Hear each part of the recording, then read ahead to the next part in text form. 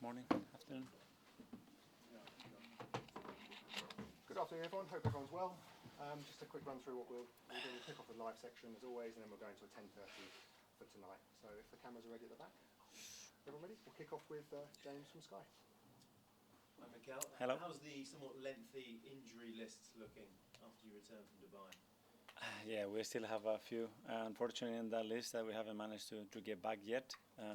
But hopefully they are much closer, and some of them are in a better place than we expected. How is Zinchenko? Yeah, individually, I'm not going to tell you exactly how everybody is, but we are still missing a few. Okay. Anyone due back? I know Gabriel Jesus had that was a knee problem in the Liverpool game. We are touch and go with a few. That's what I would say. Okay. How was the camp? Bit of warm weather and a chance to work on a few things? It was great. It was a phenomenal camp in every sense. We worked really hard in things that we wanted to do. We recharged our batteries. Obviously, the context, changing the environment in a beautiful weather helps. The togetherness and the moments that we shared together were great. So, we feel fully recharged. And did the break come at a good time when you're on a run of form like you've been on? A good chance to hit the reset button and turn a corner? Well, it was. I think it gave us the opportunity as well to look at things with a bit of perspective as well, to analyze what we've been doing. And we take a lot of positives from the first 6 months of the competition. And even though results haven't gone our way in the last few games, when you look at what we have produced in terms of the Premier League with any other team, we are up there. And in terms of improvements for the second half of the season, you're creating opportunities, perhaps not taking them. Is that the focus for you a little bit? Yes, continue to be who we are. Defeats cannot make you lose who you are, because if you do that, then you were never who you said that you were. And we have to continue to be ourselves. But there are certain details, certain marginal gains that we have to improve and evolve. And this is the beautiful thing about my job as well, is constantly find the evolution of a team and what it needs to keep winning. I mean, you're not finishing in front of goal. To what extent does confidence become an issue? For sure, that's a big factor. But if you don't produce the number of chances that we have created and expect that we create more than any other team in the league, for sure we're not going to score enough goals. But I love the players that I have and the way they work and the way they go about it, and that will come for sure. And how important for you is it that Gabriel Jesus maybe scores a few more in the second half of the season? Yeah, but for everybody. We have to share goals. We are responsible for everything. And on set pieces, the goalkeeper is responsible, the striker is responsible. When there is a throw-in, everybody is responsible to what's going to happen that throw-in. And we have to share that responsibility like we always done. After the Liverpool game, you said the chances of bringing in a striker in this transfer window, well, it wasn't a realistic option. Have you changed that opinion, or do you feel the same? No, but the first thing, because I love the players that we have. And Crystal Palace, under Roy Hodgson, he never makes it easy for teams to get by. What are you expecting from Palace, and how much respect do you have for Roy Hodgson? A massive respect, a big admiration for the way he's conducting himself, especially, and the trajectory that he's had. His teams are extremely well organized. They are really hard to beat. He's really good at provoking things that he wants in the game. And tomorrow is going to be a big battle for us, that's for sure. Thank you. Thank you. We'll go to Alex from the Premier League. Hi, Mikel. Hi. You said the break gave you some perspective. What is the message to your players going into the second half? Keep doing what we are doing, and small margins to improve. That's it. Roy Hodgson in the opposition, though, that's 76 years old. Can you see yourself managing at 76? You always ask me that question. At the moment, I cannot see that happening, but you never know.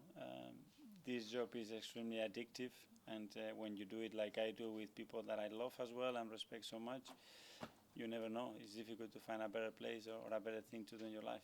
What do you think the key is to lasting that long as a manager in The passion for and the love for the game, that's for sure. And then enjoying and the company and the people you work with, and then being very good at dealing with defeat, for sure, because all the matches at the end we lose more than we win, and I think you have to be really good at that. Is that something you've got better at over the years, dealing with defeat? I'm not sure. Every defeat it's extremely painful, but but after every defeat, you are closer to winning again, and it makes you a better coach, and it makes you reflect and act and be all the time on the move. And this is what it's about.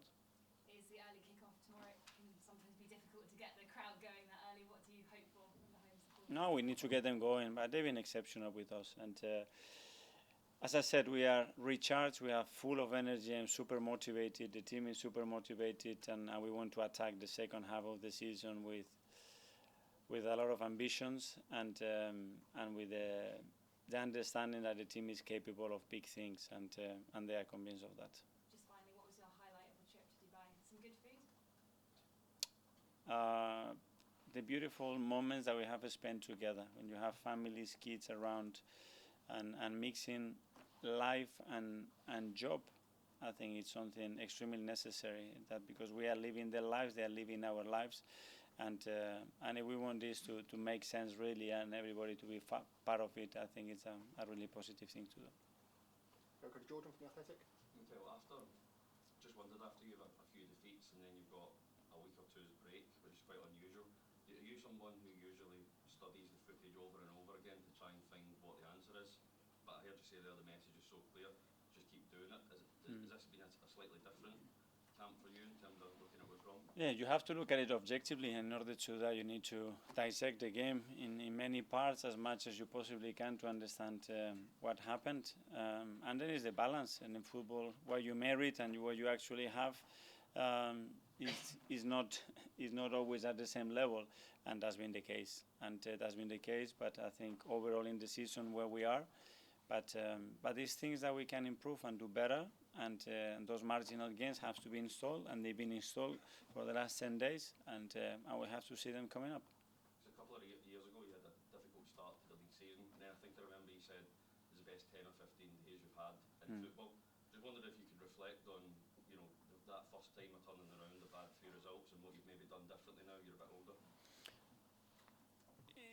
A lot of times it's not what you have to do, it's just looking around and how people behave. And when I said that I love so much my job and what I do, is because I love so much the people that I have next to me, that they are every day with me in my job. And when we are together, and okay, we had a difficult time, it's true that we play in a certain way against big teams and we didn't win, but we know what we produce. They are a joy to work with, and that gives me every reason to be super positive for the second half of the season. Just as a manager, as a personality, you're now 4 or 5 years into the job, how do you find the emotional side, that not getting too high or too low? Do you need to hide your emotions from the players when it's been difficult?